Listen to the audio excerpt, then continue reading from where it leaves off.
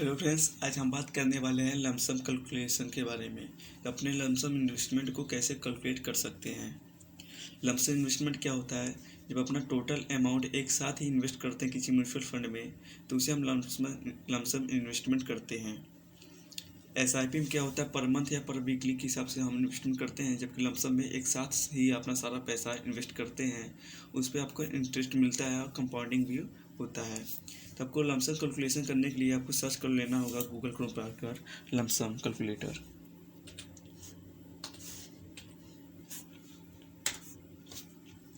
अब जो यहाँ पहला साइट दिख रहा है ग्रो का, यहाँ से इसे ओपन कर लेंगे।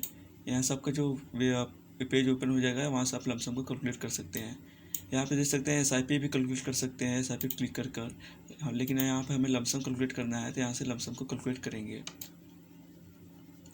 सपोज कर लेते हैं कि हमारा जो लमसम अमाउंट होगा वो 10 लाख का होगा, तो यहाँ पे हम टाइप कर लेंगे 10 लाख।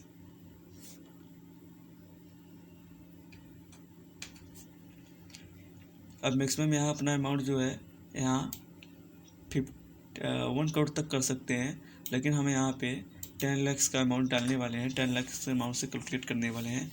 हम एज्यूम कर लेते हैं कि हमारा जो म्यूचुअल फंड होगा जिसमें हम इन्वेस्टमेंट करना चाहते हैं, वो हमारा 50% का रेट देने वाला है। तो यहाँ से हम 50% के रेट के लिए हम इसे अप्लाई कर देंगे।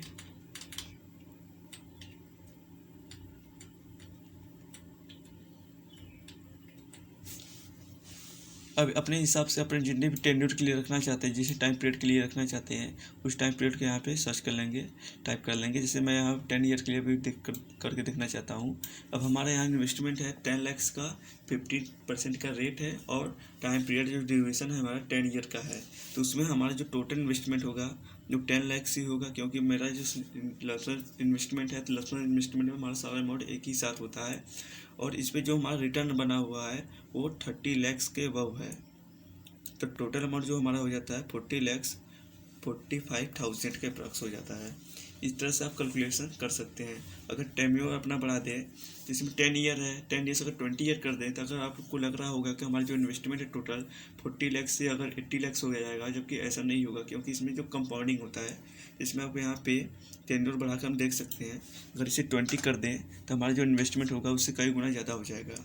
अब हमारा इन्वेस्टमेंट सीधे 40 लाख से सीधे 1 करोड़ 63 लाख हो चुका है, लेकिन जबकि हमारा टोटल अमाउंट जो इन्वेस्टमेंट है 10 लाख का है, और हमारा टोटल रिटर्न हो चुका है 1,53 करोड़। और उसे ऐड कर देंगे टोटल इन्वेस्टमेंट और हमारा जो रिटर्न होगा उसे ऐड कर देंगे, तो हमारा 1 करोड़ 63 लाख के अप्रॉक्स से हो जाएगा हमारा टोटल अमाउंट।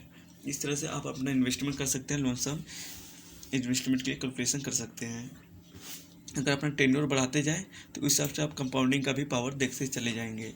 अगर इसका पावर टाइम पीरियड कर दें हम 25 ईयर्स के लिए, तो अब हमारा इन्वेस्टमेंट 3 करोड़ को हो चुका है, टोटल अमाउंट 3 करोड़ को हो चुका है। अगर इसे हम 40 या 30 ईयर के लिए करके भी देख लें, 30 ईयर में आप देख सकते हैं कि कितना डिफरेंस आ जाता है। हमारा 6 करोड़ 62 लाख का हमारा टोटल अमाउंट हो चुका है अब तक। तो इस तरह से एक बार अपना इन्वेस्टमेंट करके लमसम में आप कैलकुलेट कर सकते हैं कि अपने रेट के हिसाब से और अपना टाइम ड्यूरेशन के हिसाब से अपने यहाँ कैलकुलेशन कर सकते हैं।